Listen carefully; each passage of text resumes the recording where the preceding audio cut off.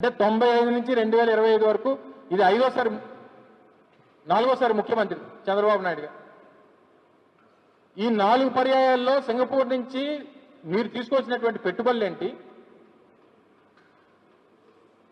మీరు తీసుకొచ్చినటువంటి పెట్టుబడుల కన్నా మీరు ఇక్కడ సంపాదించినటువంటి అవినీతి డబ్బు తీసుకెళ్లి సింగపూర్లో పెట్టినటువంటి పెట్టుబడి ఎక్కువ నాకు తెలుసు. మళ్ళీ 6 రోజుల పాటు సింగపూరు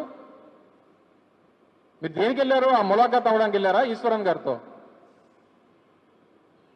అయ్యో ఏమైంది, ఎందుకు దొరికిపోయావు, ఎలా దొరికిపోయావు, ఎవరు పట్టుకున్నారు నిన్ను, నా పేరేమైనా చెప్పావా, ఇవన్నీ అడగడానికి వెళ్ళారా సింగపూరు?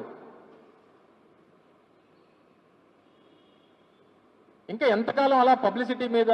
లేకపోతే మొన్న మీ అచ్చెన్నాయుడు గారు చెప్పారు ఈ సూపర్ 6 సూపర్ 7 అన్ని చేస్తాము, ఒక్క ఈ ఆడవాళ్ళకి ఇచ్చే 1500 మిగిలింది, ఇది చెయ్యాలంటే రాష్ట్రాన్ని అమ్మాలి అని చెప్పినట్టున్నారు మీ మంత్రి గారు. కొంపదీసి ఆంధ్రప్రదేశ్ ఏమన్నా అమ్మేయడానికి వెళ్ళావా సింగపూర్కి? అది మీరు చేసిన నిన్న ఈరోజు వారు అక్కడ ఒక సమావేశంలో మాట్లాడుతున్నారు.